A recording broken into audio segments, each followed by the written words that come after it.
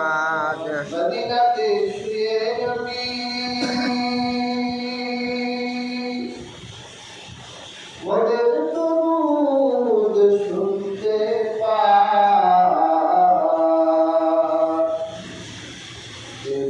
যাব মদিনাতে সে পথ মোদের বলে দেন আল্লাহুম্মা সাল্লি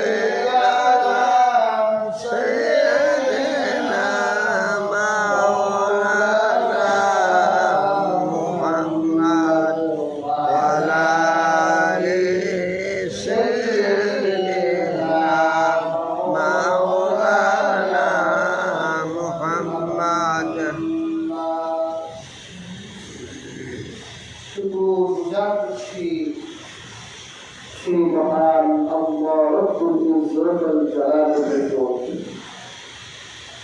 যিনি আজকে এই মহান দিবসে ঈদুল আজহার দিন অনেক মানুষের মধ্য থেকে আপনাকে এবং আমাকে আগে ভাগে ঈদের সালাত আদায় করার জন্য মুসল্লায় আসার তৌফিক দান করেছে। সেজন্য আল্লাহ সুবহানাহু ওয়া তাআলার নিকট কালিমাতুল শুকর আদায় করছি আলহামদুলিল্লাহ। এবং যারা এখনো আশেপাশে ঘুরছে অতি সত্বরেই চলে আসুন বাজার কেন্দ্রীয় জাল মসজিদ প্রাঙ্গণে। ইনশাআল্লাহ যথাসময়ে 7:30 ইনশাআল্লাহ আমরা দাঁড়িয়ে যাব। অতএব মাত্র আধা ঘন্টার সময় বাকি আছে, আপনারা দ্রুতই চলে আসুন। আমার মহিয়ার আল্লাহর পক্ষ থেকে অপার রহমতের ভাগীদার হয়ে যান। হাজরিন, আজকে এই দিনটি মুসলমানদের একটি পবিত্র দিন, একটি আনন্দের দিন। হাদিসে পাকে এই দিনটিকে জিয়াফতের দিন বলেছে। সুবহানাল্লাহ। আমরা জিয়াফত করি না? মানুষকে দাওয়াত করি, ভালো মন্দ খাওয়াই। আমার আল্লাহ গোটা পৃথিবীর মুসলিমদেরকে কুরবানি পশু থেকে খাওয়াবে, সেজন্য দিনটা জিয়াফতের দিন। সুবহানাল্লাহ। আগের যুগে কুরবানি ছিল, কিন্তু সেই কুরবানি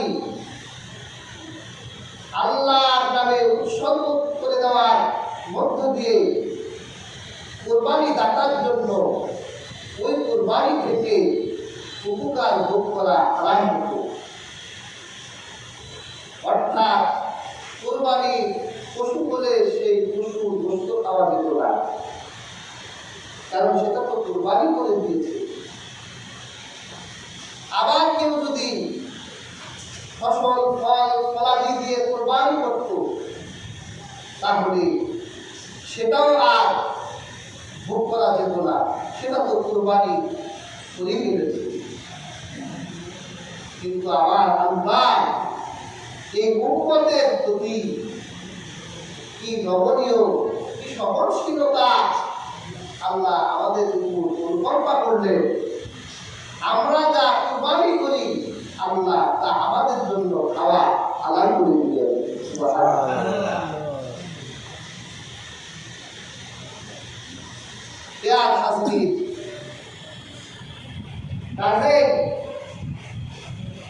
এই কুরবানি যাতে গোশত খাওয়ার কুরবানি না হয়, আল্লাহকে রাজি করা কুরবানি করতে হবে। সুবহানাল্লাহ।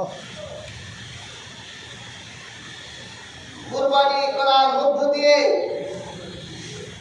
একজন মানুষ তার তাকওয়া, তার হৃদয়কে আল্লাহর সামনে উপস্থাপন করতে পারে। আর যার মনের ভিতরে অপবিত্রতা আছে, নোংরামি আছে, সে কুরবানি দিয়েও তাকওয়া অর্জন করতে পারবে না।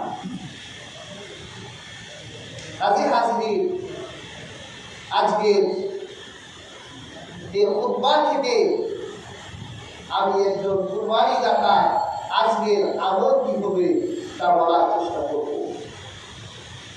রহমাতুল্লিল আলামিন বলেছেন, কুরবানির দিনে সবচেয়ে বড় আমল হলো রক্ত প্রবাহিত করা। সুবহানাল্লাহ। কথাটা আবার শুনতে একটু খারাপ লাগতে পারে, রক্ত প্রবাহিত করা। হ্যাঁ, আল্লাহ তাআলা হালাল প্রাণীর রক্ত আজকে প্রবাহিত করাই ইবাদত করে দিয়েছে। সুবহানাল্লাহ। কিন্তু আমাদের দেশে আমরা কিছু বুদ্ধিজীবী দেখতে পাই,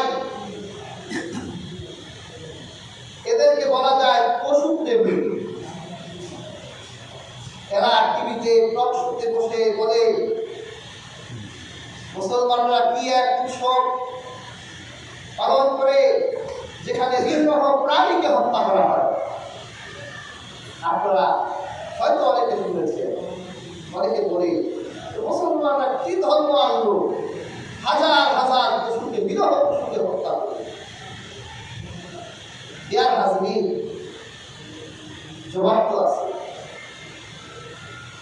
বলেন তো আমরা কার গোলাম? আল্লাহ। আল্লাহর নাম করতে শরম লাগে? আবার বলুন, আমরা গোলাম কার? আল্লাহ।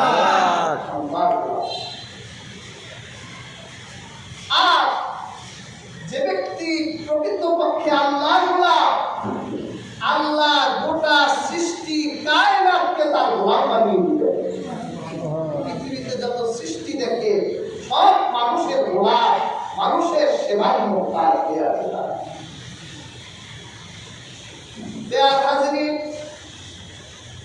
যদি আপনি নিরীহ প্রাণীর কথা বলেন, তাহলে আপনি তো কখনো মাছও খেতে পারবেন না, কারণ মাছেরও তো জীবন আছে। আপনি শাক সবজি খাবেন। আমাদের বিজ্ঞানী এখানে জগদীশ চন্দ্র বসু আবিষ্কার করেছে গাছেরও প্রাণ আছে। আর রহমতের নবী আজ থেকে 1000 বছর আগে রহমতের নবী বলে গেছেন গাছেরও জীবন আছে। বিনা প্রয়োজনে রহমতের নবী বলেছে একটা গাছের পাতাও টুকরা ছিল না। তাহলে শাক সবজিও তো খাওয়া যাবে না। পেয়ার হাজরিন, আল্লাহ পাক গোটা দুনিয়ার যত প্রাণ তৈরি করেছেন, সব প্রাণ মানুষের সেবার জন্য। মানুষের প্রয়োজন হলে সেই প্রাণ থেকে মানুষ উদার গ্রহণ করবে। আবার আল্লাহ পাক এই প্রাণগুলোকে আমাদের জন্য খাওয়া হারাম করে দিয়েছে, আমরা সেই প্রাণগুলো খাই না। কি বলে, আমরা সাপ খাই, কিন্তু সাপ তো খায়, মুসলমানরা খায় না। সাপ মার্কা মানুষই সাপ খায়। আমরা মুসলমানরা এখন দেখি অনেকে কাঁকড়া খায়, ব্যাঙ খায়। এগুলো খাদ্য না, এগুলো কি খাদ্য? তারা যে সিফুডে গিয়ে বিভিন্ন সিফুড খান, কাঁকড়া খান, কাঁকড়া খাওয়া যায় না। আহ্বানদের মধ্যে কাঁকড়া খাওয়া বৈধ না। কিছুদিন আগে একটা ভাইরাল হলো সান্ডা। আরবের মানুষরা সান্ডা খায়। রাসূল পাক সাল্লাল্লাহু আলাইহি ওয়াসাল্লামের যুগে সান্ডা গুনাহ করে আল্লাহর হাবিবের কাছে আনা হয়েছিল। তখন যে আমি এটা খাই না। তো রাসূলুল্লাহ যা খায় না তার উম্মতেরও উচিত তা না খাওয়া। সব জিনিস জায়েজ হলে যে খেতে হবে এরকম তো না। মুখের থুতু খাওয়া জায়েজ না? একটা ফিনিশে যদি বলি ঈদের দিন আমার থুতু আপনি খান, খাবেন? সব জিনিস জায়েজ করে খাওয়া যায় না।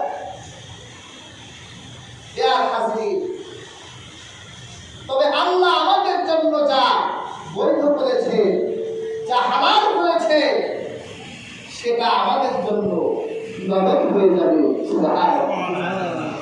এই জন্য আজকে এই দিন কুরবানির পশুর রক্ত প্রবাহিত করা আজকে আমাদের ইবাদত। কেমন ইবাদত? আল্লাহর হাবিব বলেন, কুরবানির পশুর রক্ত মাটিতে পড়ার আগে আমার আল্লাহর কাছে কবুল হবে। ওই কুরবানির পশু তোর চামড়া শীঘ্র কিয়ামতের দিন একজন কুরবানি দাতার পক্ষে সাক্ষী দাতা হবে। কাজেই আজকে আত্মশুদ্ধির জন্য কুরবানি করতে হবে। কুরবানির পশুটিকে পারলে সকালবেলা একটু গোসল করাই দিবে, একটু গোসল করাবে। এরপর কুরবানি পশুটি অবশ্যই জবাই করতে হবে নামাজের পর। যদি কোনো ব্যক্তি নামাজের আগে কুরবানির পশু জবাই দেয়, রাহমাতুল লিল আলামিন বলেছেন ওটা তার জন্য শুধু জবাই হবে, কুরবানি হবে না। সেজন্য রাসূল পাক সাল্লাল্লাহু আলাইহি ওয়াসাল্লাম বলেছেন যে কুরবানির ঈদের দিন, ঈদের নামাজের পর কুরবানি করতে হবে। আমাদের দেশে অনেকে অনেক মাসআলা জানতে চায় যে হুজুর কুরবানি কার নামে দিব? আমাদের দেশে একটা নাম বলা রেওয়াজ আছে। আসলে এটা আমাদের দেশের রেওয়াজ না, এটা ইসলামেরই রেওয়াজ। আল্লাহ রাসূল সাল্লাল্লাহু আলাইহি ওয়াসাল্লাম তিনি যখন কুরবানি করতেন আল্লাহ রাসূল নিজে নাম বলতেন। কেমনে? আল্লাহ রাসূল একটা দুম্বা হাজির করলেন কুরবানির জন্য। রাসূলুল্লাহ বললেন বিসমিল্লাহ আল্লাহুম্মা তাকাব্বাল মিন মুহাম্মদ ওয়া আলি মুহাম্মদ ওয়া উম্মতি মুহাম্মদ সাল্লাল্লাহু আলাইহি ওয়াসাল্লাম। আল্লাহ রাসূল কুরবানির পশুটি জবাই দেওয়ার আগে বলতো, হে আল্লাহ, এই কুরবানিটি মুহাম্মদুর রাসূলুল্লাহর পক্ষ থেকে, তার পরিবারের মানুষের পক্ষ থেকে, আর তার উম্মতের পক্ষ থেকে। বিসমিল্লাহ আল্লাহু আকবার সুবহানাল্লাহ। তার মানে বোঝা যায় আল্লাহ রাসূল নাম উল্লেখ করেছেন।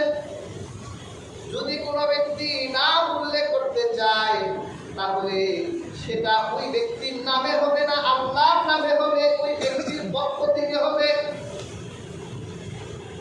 কথা বোঝা গেল? আল্লাহর নামে হবে। যদি আল্লাহর নাম না হয়ে কোনো মানুষের নামে কুরবানি হয়ে যায় তাহলে কুরবানি তো হবে না, ওই কুরবানির গোশত খাওয়া আপনার জন্য হারাম। শুয়োর খাওয়া যেরকম হারাম, মৃত প্রাণী যেরকম খাওয়া হারাম, আল্লাহর নাম ছাড়া কোনো প্রাণীর জবাই করলে ওই প্রাণীর গোশত খাওয়া তেমনি হারাম। তো অনেকে এই জন্য অনেকে নাম নেওয়ার ইচ্ছা দেয় না, দরকার নাই, আল্লাহর নামই। কারণ মানুষের নাম ঢুকে গেলেই আপনার কুরবানিও হবে না, আপনার গোশত খাওয়াও বৈধ হবে না। প্যার হাজিরি,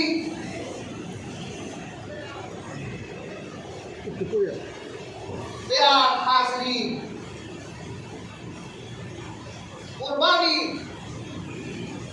শুরুতে আল্লাহর নাম হবে রাহমাতুল লিল আলামিন নিয়েছে। আল্লাহ রাসূল উম্মতকে কেমন ভালোবাসতেন।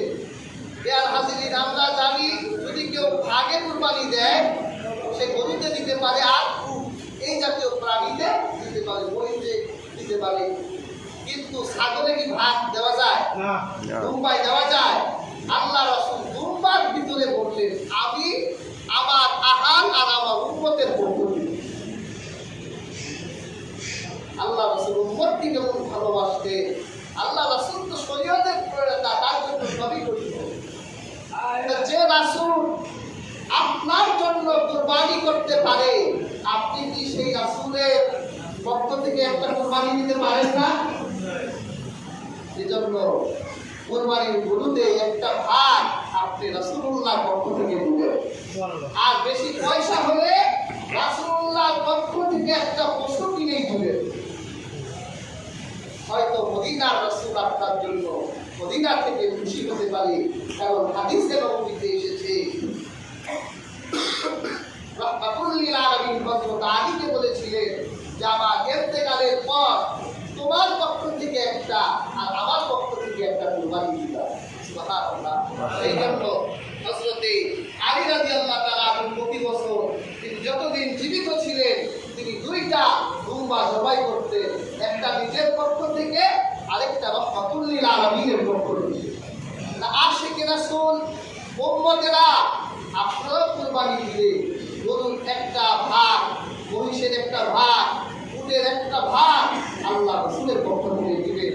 এটা বৈধ এবং জায়েজ। সম্মানিত এলাকাবাসী, আর মাত্র 15 মিনিট সময় বাকি আছে।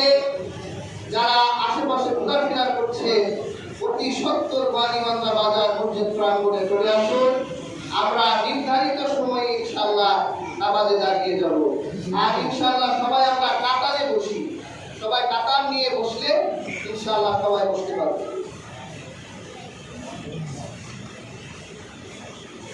সম্মানিত হাজিরিন,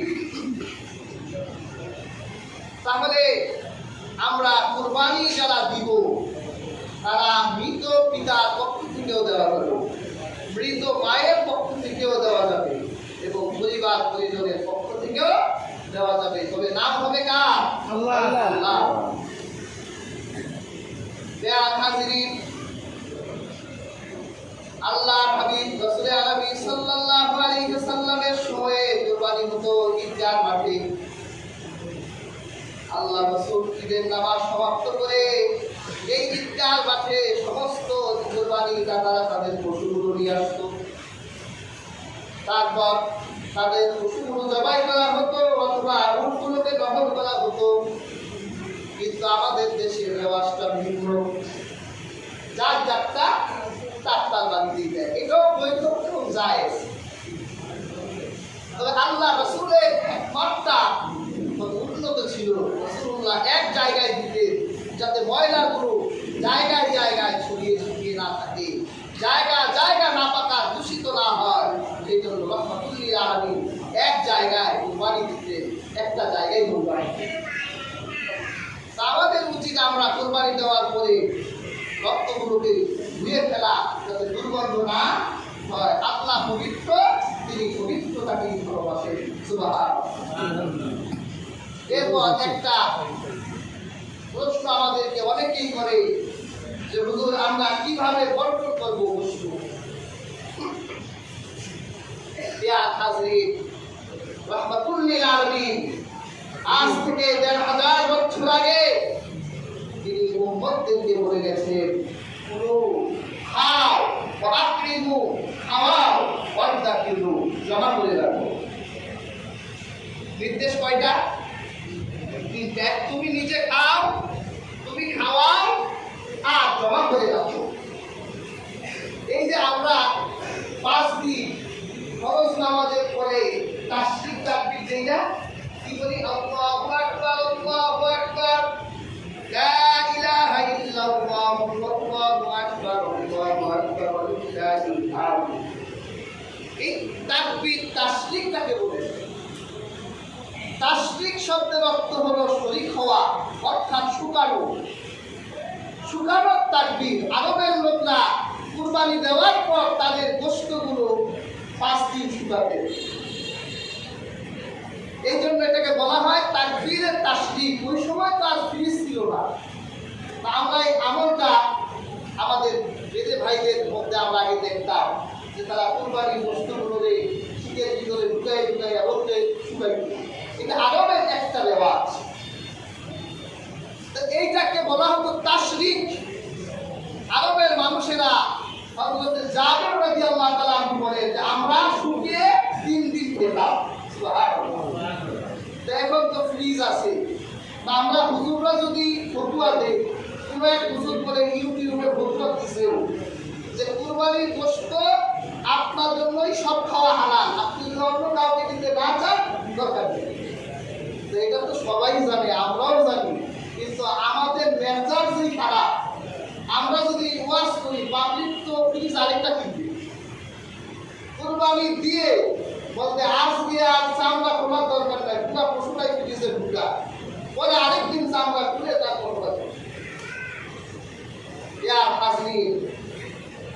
আল্লাহর হাবিবের নির্দেশ হলো খাও, খাওয়াও, জমা করো। আর সাহাবারা বলতো আমরা 3 দিনের বেশি জমা করতাম না। ওই পরিমাণ রেখে আমরা নিজেরা খেতাম আর আমরা মানুষের মধ্যে এটা বিতরণ করে দিতাম গিফট হিসেবে, উপহার হিসেবে। আজকে জিয়ারতের দিন একটা মুসলমানও যাতে অভুক্ত না থাকে। আল্লাহ আজকে আমার আল্লাহ নিজে মেজবান আর গোটা মুসলিমরা আল্লাহকে মেহমান করবে। আমার আল্লাহ আজকে গোটা মুসলিমদের মধ্যে আমার আল্লাহ জিয়ারত করাবে। আপনি সব ফ্রিজে ঢুকাই দিলেন আর একজন অভুক্ত ব্যক্তির একটি কষ্টের নিঃশ্বাস আপনার জাহান্নামে যাওয়ার কারণ হয়ে যেতে পারে। কাজেই আমরা এই উপমহাদেশে আমাদের যে 3টা ভাগ আমরা করি, আমরা এই 3 ভাগই করবো, এটাই বলবো। জায়েজ আছে নিজে এক ভাগ রাখবে, আরেক ভাগ আত্মীয় স্বজনদের মাঝে মিলিয়ে দিবে, আরেক ভাগ দুস্থ গরিব অসহায় অভাবগ্রস্ত মানুষ যারা মাংস কিনে খেতে পারে না তাদের বাসায় গিফট হিসেবে, উপহার হিসেবে পৌঁছে দিবে। একটু ভালোভাবে পৌঁছে দিবেন, তাহলে প্রিয় হাজিরিন আমার আল্লাহ খুশি হবে, আপনার কুরবানিও কবুল হয়ে যাবে। সুবহানাল্লাহ। প্রিয় হাজিরিন, রাহমাতুল লিল আলামিন সাল্লাল্লাহু আলাইহি ওয়াসাল্লাম নিজের হাতে কুরবানি করতেন। যদি আপনার ফিজিকের শক্তি থাকে, আবার সাহসের একটা বিষয় আছে। আল্লাহ রাসূল তো সাহসের সময় দুরন্ত সাহসী ছিলেন। আমরা তো রাসূলের পাক সাল্লাল্লাহু আলাইহি ওয়াসাল্লামের মতো সব জায়গায় সাহস রাখি না। দেখবেন আপনি যে কাজটা করেন না, ওই কাজটা নতুন করতে গেলে ঝামেলা আছে। তা আমরা চাপিও দেই না। যারা পারে নিজেরাই বিসমিল্লাহ আল্লাহু আকবার, সবাই কঠিন কোনো নিয়ম না, সবাই খুব সহজ নিয়ম। ইসলামের যেই কয়টা সহজ নিয়ম আছে এর মধ্যে একটা হলো সবাই দেওয়া। আপনার সাহস থাকলে দিতে পারলে বিসমিল্লাহ আল্লাহু আকবার বলে ছুরি চালাবেন, পশু আপনার জন্য হালাল হবে। আবার বিবাহ শাদী এটা খুব সহজ। আপনার একটা মেয়ে একটা পুরুষ সাক্ষীর সামনে যদি বলে আমি বিবাহ করলাম, আর মেয়েটা হাসি দিলেই বিবাহ হয়ে যাবে। আবার তালাকও সহজ থেকে যদি কেউ বলে তোমাকে তালাক দিলাম, বললে তালাক হয়ে যাবে। ইসলামের কিছু সহজ বিষয় থাকে, এর ভিতরে একটা জবাই। তবে যারা দিতে পারে নিজেরা দিবে। আবার কারো সহযোগিতা নিতে চাইলে সেটা নেওয়াই বৈধ। কারণ রাসূলে আরবি সাল্লাল্লাহু আলাইহি ওয়াসাল্লাম মক্কা বিজয়ের দিন 100টা উট নিয়ে তিনি আল্লাহ রাসূল কুরবানি গাহে গিয়েছিলেন। আল্লাহ রাসূল নিজের হাতে 61টি উট কুরবানি করলেন। বাকি 29টি উট হযরত আলীকে বলল তুমি জবাই দাও। তাহলে রাসূলুল্লাহ সাল্লাল্লাহু আলাইহি ওয়াসাল্লাম হযরত আলীর সহযোগিতা নিয়েছিলেন। এর দ্বারা বোঝা যায় আরেকজনের সহযোগিতা নেওয়াও কি বৈধ আছে, জায়েজ আছে। নিজেরা পারলে নিজেরা দিবেন, আর সহযোগিতা চাইলে ইনশাআল্লাহ সহযোগিতার ব্যাপারটাও ইসলামে একেবারে হালকা করে দেওয়া হয়। কাজেই সম্মানিত হাজিরিন, সম্ভবত আর 5-7 মিনিট সময় বাকি আছে। যারা এখনো পর্যন্ত বাহিরে আছেন অতি দ্রুত ওয়ালিমাতলা বাজার কেন্দ্রীয় জামে মসজিদ প্রাঙ্গণে চলে আসুন। ইনশাআল্লাহ যথাসময়ে আমরা নামাজে দাঁড়িয়ে যাব। সম্মানিত হাজিরিন, কাজে আজকের এই কুরবানির দিন আমরা অবশ্যই ইনশাআল্লাহ সহনশীলতার পরিচয় দেব।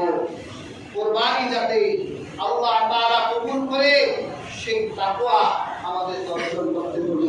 সেই জন্য রাসূল পাক সাল্লাল্লাহু আলাইহি ওয়াসাল্লাম প্রতি ঈদগাহে আল্লাহ রাসূল যে খুতবা দিতেন সেই খুতবার ভিতরে রাসূলুল্লাহ প্রত্যেক সাহাবাদেরকে এবং মুসল্লিদেরকে তাকওয়া অর্জন করতে বলতেন। রাসূলুল্লাহ প্রত্যেক খুতবায় বলতেন ইত্তাকিল্লাহ, তাকওয়া অর্জন করো। আল্লাহ রাসূল প্রতি ঈদের খুতবায় জাহান্নামের কথা বলতেন। আল্লাহ রাসূল প্রতি খুতবায় জান্নাতের নিয়ামতের কথা বলতেন। কাজে হাজিরিন, আমরা জাহান্নামকে ভয় করব, আল্লাহর আযাবকে ভয় করব। আমরা তাকওয়াবান মুত্তাকি আল্লাহ করব, তাহলে অবশ্যই আমাদের কুরবানি আল্লাহ সুবহানাহু ওয়া তাআলা অবশ্যই কবুল করে দিবেন। কাজে হাজিরিন, আমরা আজকে এখানে যারা উপস্থিত হয়েছি আমরা তওবা করে বাড়ি ফিরব। যদি আজকে আপনার এই তওবায়ে নাসুহা হয় তাহলে আপনার কুরবানিও আল্লাহর কাছে কবুল হয়ে যাবে। প্রিয় হাজিরিন,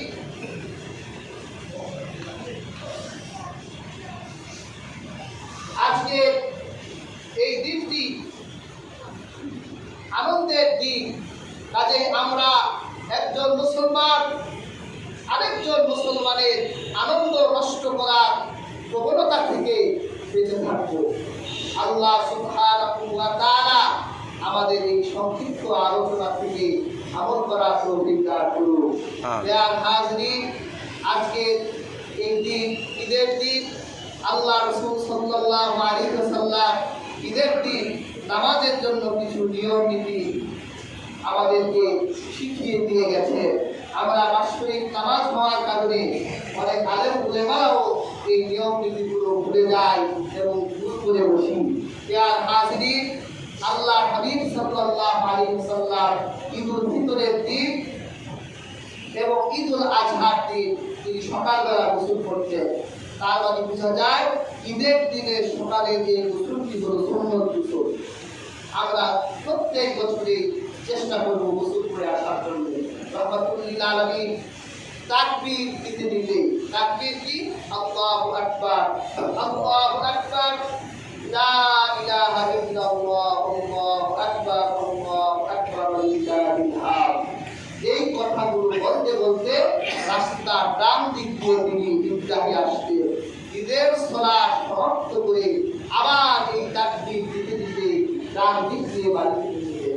তাহলে আমরা ওই আমল করব, আমরাও ঈদের সালাত আদায় করে ডান দিক দিয়ে এই তাকবীর দিব, আল্লাহু আকবার, আল্লাহু আকবার, লা ইলাহা ইল্লাল্লাহ, আল্লাহু আকবার, আল্লাহু আকবার, ওয়া লিল্লাহিল হামদ। আল্লাহ রাসূল সাল্লাল্লাহু আলাইহি ওয়াসাল্লাম ঈদের দিন তিনি আগে নামাজ পড়তে পরে খুতবা দিতেন।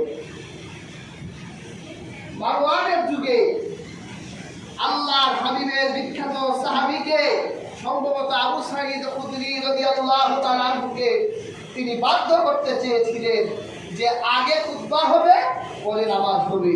কিন্তু আমরা ঈদে আল্লাহ রাসূলের সেই সুন্নাহকে অনুসরণ করি, আগে নামাজ পরে খুতবা। খুতবার সময় চুপ করে মনোযোগ সহকারে খুতবা করব। খুতবার সময় কথা বললে আল্লাহ গুনাহগুলো দিন, আল্লাহ সওয়াবগুলোকে কেটে দিবেন, সওয়াবের পরিবর্তে গুনাহ লিখে দিবেন। প্রিয় হাজিরিন, আমরা খুব মনোযোগের সাথে খুতবা করব। আমরা ইনশাআল্লাহ আর 2-1 মিনিটের মধ্যেই দাঁড়িয়ে যাব। যারা আশেপাশে ঘোরাফেরা করছে অতি দ্রুত চলে আসুন। ইনশাআল্লাহ আমরা অতি দ্রুতই নামাজে দাঁড়িয়ে যাব। এখন আমি আপনাদেরকে নামাজের নিয়মটা বলে দিচ্ছি। ঈদের এই নামাজ 2 রাকাত নামাজ। কয় রাকাত নামাজ? 2 রাকাত। 2 রাকাত নামাজ। হাদিস শরীফে এসেছে আল্লাহ হাবিব সাল্লাল্লাহু আলাইহি ওয়াসাল্লাম তিনি ঈদের নামাজের পূর্বে এবং ঈদের নামাজের পরে আর কোনো নামাজ পড়তেন না, শুধুমাত্র তিনি ঈদে 2 রাকাত নামাজ পড়তেন। আমরা অনেক আলেমরাও ঈদেরকে বাধ্য করি বা লজ্জা দেয় যে কে ফজর করেন তাই হাত তুলে, তারপরে হাত তুলাইয়া লজ্জা দিয়ে আবার ঈদের মাঠে আবার তাদেরকে নামাজ পড়াই। অথচ হাদিস নববীতে মিশকাতুল মাসাবিতে হাদিস আছে আল্লাহ হাবিব সাল্লাল্লাহু আলাইহি সাল্লাম ঈদের 2 রাকাত নামাজের পূর্বে কোনো নফল নামাজ পড়তেন না, এরপরেও কোনো নফল নামাজ পড়তেন না, শুধু 2 রাকাত নামাজ পড়তেন। এই 2 রাকাত নামাজে 6টা অতিরিক্ত তাকবীর দিতে হয়। আমরা হানাফিরা 6 তাকবীরের হাদিসটি গ্রহণ করেছি, কিন্তু 12 তাকবীরের হাদিসও আছে, যেই হাদিসের উপরে সৌদি আরবে আমল হয়। তা আমাদের অনেক প্রবাসী ভাইরা সৌদি আরব থেকে এসে হুজুর আপনারা কি নামাজ পড়েন, আপনার তো নামাজই তো হয় না, আমরা সৌদি আরবে 12 তাকবীরের নামাজ পড়ে আসলাম। আসলে হাদিস নববীতে 12 তাকবীরের হাদিসও আছে, 6 তাকবীরের হাদিসও আছে, কিন্তু আমরা 6 তাকবীরের হাদিসকে বেশি সহি মনে করি।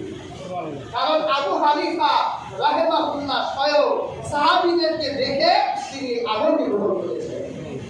কাজে হাজির আমরা প্রথম রাকাতে অতিরিক্ত 3টি তাকবীর দিব এবং দ্বিতীয় রাকাতে অতিরিক্ত 3টি তাকবীর দিব। তখন আমরা যখন নামাজে দাঁড়াবো আমরা আল্লাহু আকবার বলে হাত বাঁধবো, হাত বাঁধার পরে আমরা সানা পড়বো সুবহানাকা আল্লাহুম্মা ওয়া বিহামদিকা ওয়া তাবারাকা ইসমুকা ওয়া তাআলা জাদ্দুকা ওয়া লা ইলাহা ইল্লাল্লাহ।